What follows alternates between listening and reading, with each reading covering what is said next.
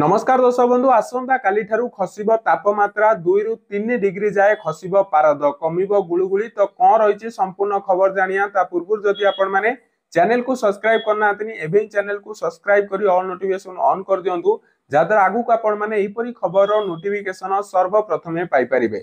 तबे आसंता काली ठारू खसिबो तापमात्रा कमिबो गुळुगुळी आगामी 7 दिन जाए जारी रहिबो वर्षा 2 रु 3 डिग्री जाए खसिबो तापमात्रा कारण राज्य को फेरुची मौसुमी जनित वर्षा। आसंता 14 तारिख पर राज्यर अनेक जिल्ला रे मौसुमी जनित प्रबल वर्षा हेबा नै पूर्वानुमान करिछि आंचलिक पाणीपाग केन्द्र एवं आगामी 4 दिन जाए विभिन्न जिल्ला रे वज्रपात हेबा नै सतर्कता अवलंबन पई सूचना दैछि आंचलिक पाणीपाग विभाग। सेपटे गत 24 घंटा भितरे काल बैशाखी वर्षा राज्यर विभिन्न जिल्ला रे हेउथिबा बेले गंजाम जिल्ला रे प्रबल वर्षा होईछि 66.4 मिलीमीटर रेकर्ड करिछि पाणीपाग विभाग। 7 दिन पई राज्यर समस्त जिल्ला रे बिजुली घड़घड़ी वर्षा लागि रहिबो। सेही समय रे 30 रु 40 किलोमीटर वेगरे झटका पवन बही पारे।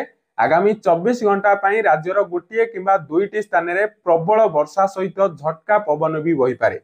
सेति पई मयूरभंज बालेश्वर गंजाम गजपति रायगड़ा कोरापुट मालकानगिरी सहित अन्य जिला मानकरे वज्रपात नै सतर्कता जारी करिछि विभाग।